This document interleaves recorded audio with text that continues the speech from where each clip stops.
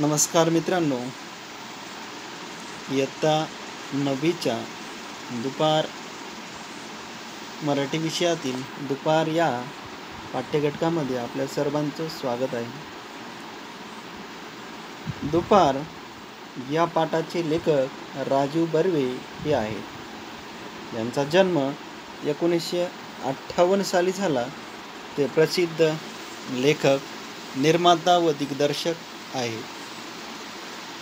मनभर मृगजळ, मोरलेले क्षण, रंगनिशेचे, मनात आलं म्हणून, मनस्पर्श इत्यादी पुस्तके प्रसिद्ध आहेत. देवाशपथ, खरं सांगेन, बोला दाजीबा, दे धडक, बेधडक, सासर झालं माहेर या मराठी चित्रपटांची त्यांनी निर्मिती केलेली आहे. प्रस्तुत पाठातून लेखक काय सांगत आहेत ते बघूया. दुपारच्या प्रहराचे मनोहारी चित्रण प्रस्तुत ललित लेखातून लेखकाने व्यक्त केले आहे. प्रस्तुत पाठ हा मनात आलं म्हणून या पुस्तकातून घेतला आहे. म्हणजे दुपारच्या प्रहराचे म्हणजे दुपारचे जे काही चित्र आहे ते सर्व चित्र, आता दुपार म्हटल्यानंतर तुमच्या डोळ्यासमोर चित्र उभा टाकते. सूर्य डोक्यावर आलेला असेल, सर्वत्र ऊन असेल, पशुपक्ष्यांचा चिवचिवाट कमी झालेला असेल, सगळी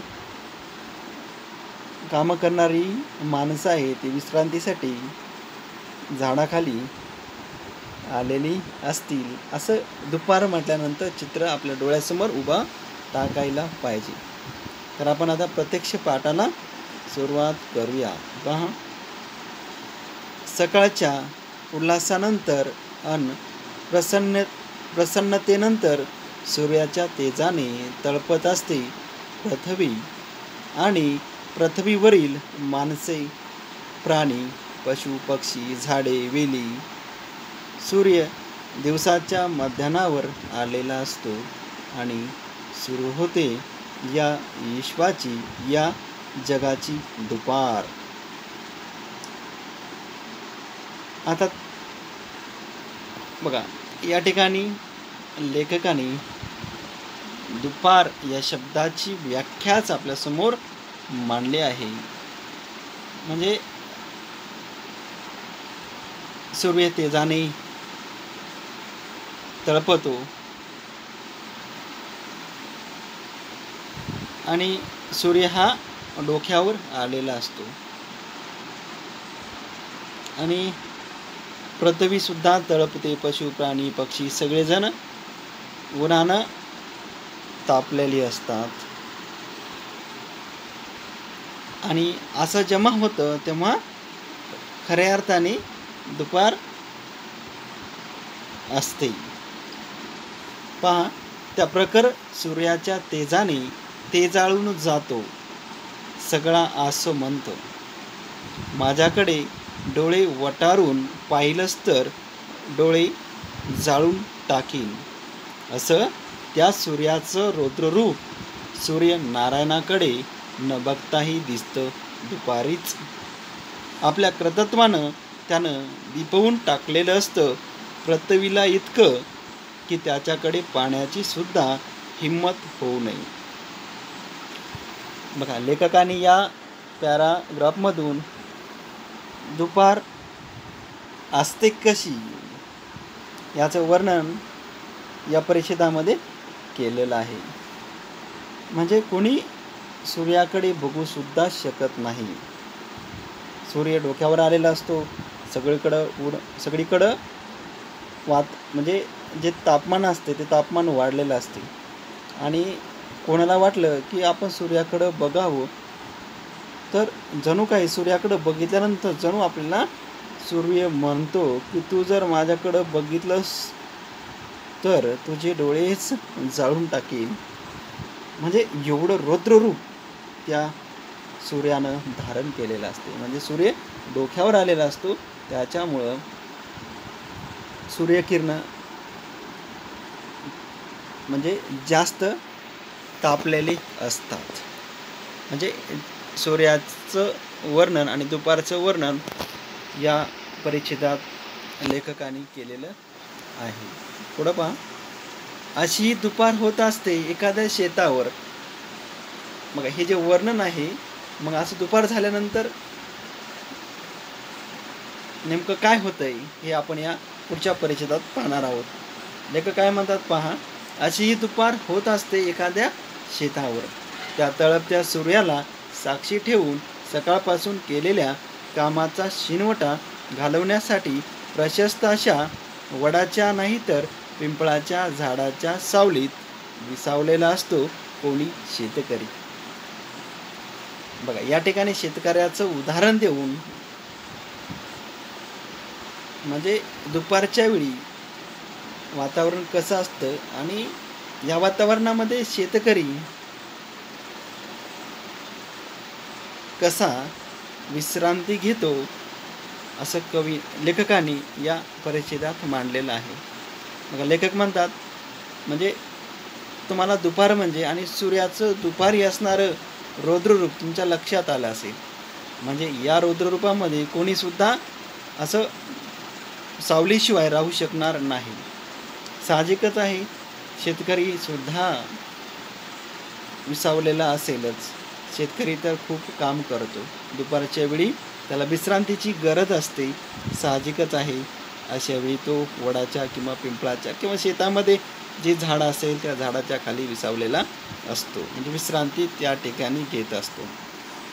पहा, सकाळपासून नांगरून आणि घाम गाळून झाल्यावर घरच्या लक्ष्मीने आणलेला भाकर तुकडा तिच्याच बरोबर 2-4 सुखदुःखाच्या गोष्टी करत नुकताच खाऊन झालेला असतो. आता त्यांनी सकाळपासून काम केलेलं असतं. आता लक्ष्मीने म्हणजे त्याच्या बायकोने त्याच्यासाठी भाकर आणलेली असते. मग दोघेजण भाकर खातात आणि म्हणजे भाकर खातात म्हणजे जेवण करतात, आणि जेवण करताना काही 2-4 सुखदुःखाच्या गोष्टी एकमेकाला ते सांगत असतात. आपल्या धन्याच्या कष्टाकडे मोठ्या कौतुकाने पाहत असते ती. आता एवढं उन्हामध्ये एवढं काम करायचं, नांगर चालवायचं, हे खूप कष्टाचं काम आहे आणि तो शेतकरी हे करत असतो. आणि हे सगळं काम पाहून त्याची बायको मात्र त्याच्याकडे कौतुकाने पाहत असते. आणि हे सगळं पाहून दुपार काय होते बघूया. बघा, दुपार काय, हे सगळं पाहून दुपार कृत्य होऊन मोठ्या आदराने पाहत असते त्या दोघांकडे. बघा, लक्ष्मी तिच्या नवऱ्याकडे पाहत असते की माझ्या नवऱ्यानं किती काम केलं, किती काम करतोय, आणि ह्या दोघांच्या सुखदुःखाच्या गोष्टी ऐकून एकमेकाविषयी असलेला आदर पाहून दुपार सुद्धा त्यांच्याकडे पाहून धन्य होते आणि आदराने पाहते, असं लेखक सांगतायत. पुढं पहा, त्यांच्या डोईवरच्या वडाच्या झाडावरच्या पक्ष्यांचा किलबिलाटही आता थांबलेला असतो आणि फांदीवरच ऊन लागणार नाही अशा झाडांच्या सावलीत बिचारे पक्षी देखील थोडीशीच पण छानशी डुलकी काढत असतात. लांबवर भटकणारे शेकडो मैलांची रपेट करणारे पक्षी देखील मिळेल त्या वृक्षावर थोडी विश्रांती घेत असतात. म्हणजे शेतकरी ज्या प्रकारे झाडाखाली विश्रांती घेतो त्याच प्रकारे या निसर्गातील प्रत्येकजण उन्हापासून वाचण्यासाठी एखाद्या झाडाखाली किंवा झाडावर विश्रांती घेत असतो. यामध्ये लांबवर भटकणारे शेकडो मैलाची रपेट करणारे पक्षी देखील त्या वृक्षावर थोडी विश्रांती घेत असतात किंवा झोप घेत असतात.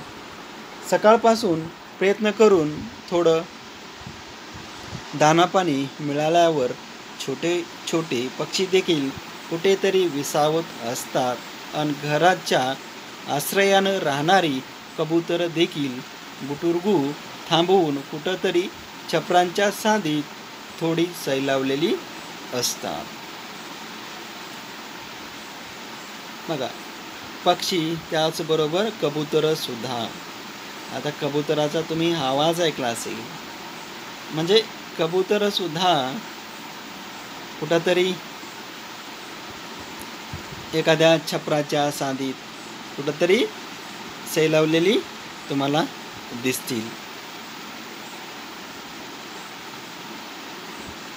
आणि उत्साहानं काम करण्यासाठी सज्ज होण्यासाठी थोडी विश्रांती घ्या म्हणत असते. पशु पक्षी आणि प्राण्यांना देखील ही दुपार, म्हणजे आपण पाहतोय की प्रत्येकजण दुपार झाली म्हणून विश्रांती घेतोय झाडाखाली किंवा ज्या ठिकाणी आश्रय भेटेल अशा सावलीच्या ठिकाणी. म्हणजेच जणू काही ही दुपार सांगत असते प्रत्येकाला, पशुपक्ष्याला सुद्धा, तुम्ही आता विश्रांती घ्या आणि विश्रांती घेऊन पुन्हा नव्या जोमाने नव्या उत्साहाने परत कामाला लागा, असं जणू ही दुपार सांगत असते. जंगलातले प्राणी देखील भक्ष्य मिळवण्यासाठीची भटकंती आता बंद करून, नाहीतर सकाळी सकाळीच ताव मारलेलं आपलं भक्ष्य आता पचवण्यासाठीची पायपीट बंद करून एखाद्या डोलीत नाहीतर गुहेत अंमळ पाय ताणून विसावलेले असतात.